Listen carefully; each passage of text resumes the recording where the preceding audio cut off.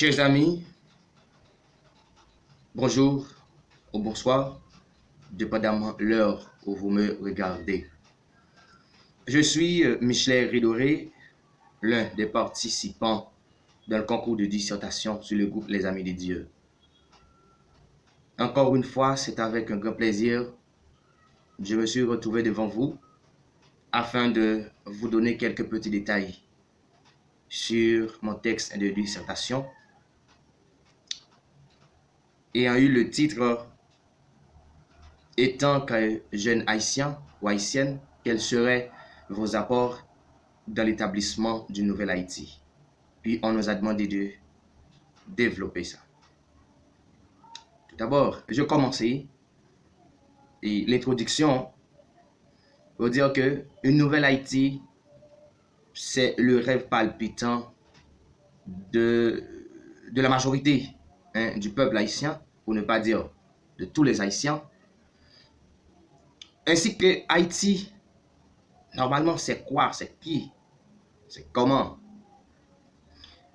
Vous avez que la définition courte d'un pays, Haïti que nous pouvons considérer comme un pays, donc qui n'est d'autre qu'une entité géographique et humaine.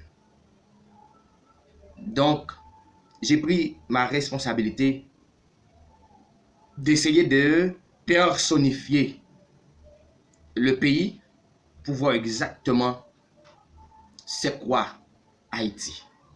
Pour comprendre Haïti, afin de voir quels seraient les apports, quels seraient mes apports spécialement, et quels seraient les apports peut-on apporter pour une nouvelle Haïti. Donc, je dirais quels seraient les apports utiles à apporter pour une nouvelle Haïti. Maintenant, dans le développement du texte, nous allons voir que mes apports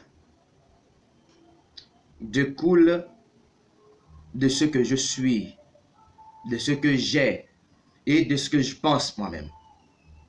En tant que citoyen, en premier lieu, je dois obéir, je dois suivre la loi de mon pays, je dois accomplir la loi à la lettre en obéissant aux principes de la loi haïtienne, en faisant preuve d'être un citoyen digne, honnête, en dehors du pays qu'à l'intérieur du pays. En fait, le premier apport, c'est d'être un citoyen répréhensif de mon pays. Maintenant, j'allais continuer pour dire que j'aimerais déclencher une croisade de sensibilisation suffisante pour une nouvelle Haïti. Cela veut dire parler d'une nouvelle Haïti, s'incarner cette idée préconçue dans les mémoires haïtiens, insérer cette envie, bien sûr, dans la volonté des Haïtiens et que chacun comprenne que la responsabilité lui appartient d'une façon ou d'une autre. Maintenant, compilant les idéologies politiques, ok, les idéologies politiques et culturelles ainsi que et religieuses, donc faisant un faisceau, un package, c'est le travail, ou bien c'est mon apport en tant qu'écrivain, en tant que jeune écrivain. Donc, j'ai commencé à le faire, bien sûr, dans mon ouvrage. Ok, vous pouvez voir dans mon ouvrage Haïti sur un autre angle. Maintenant, lorsque je considère la position des Haïtiens, la position ou bien les réactions de l'homme haïtien dans le milieu ambiant, ou du moins dans les environnements géographiques naturels, la protection et l'assujettissement de la nature des Haïtiens, ok, cette responsabilité que que nous avons pour protéger nos ressources humaines, pour protéger l'entité géographique de notre pays. Donc, je peux dire que cette responsabilité est en faillite puisque nous ne respectons pas vraiment les règles de la nature. Nous ne protégeons pas vraiment l'environnement, les animaux, les arbres, les sources d'eau, les rivières, les cours d'eau, les cascades, bien sûr, les monuments historiques. Nous ne les protégeons pas. Maintenant, nous avons besoin d'une croisade, de conscience. Nous avons besoin également, et je peux dire, un encouragement, surtout dans le couloir d'agriculture, etc. Donc, nous ne pouvons pas passer, nous ne pouvons pas trouver la grande rue sans passer par le couloir de l'agriculture. Donc, nous avons besoin d'une sensibilisation de conscience. Moi, je dois faire une sensibilisation de conscience aux Haïtiens. Maintenant, une lutte infaillible et continuelle pour endoctriner une idéologie qui n'est d'autre que l'humanisme. Cet humanisme, cette idéologie va aider les Haïtiens à se voir comme humains, va aider l'Haïtien à se voir comme l'être différent des autres créatures, différent des animaux, différent des arbres, différent des pierres, des montagnes, etc.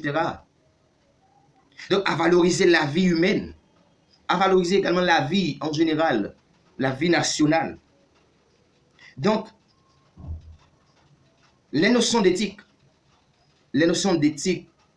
d'humanisme est nécessaire et même essentielle pour les Haïtiens.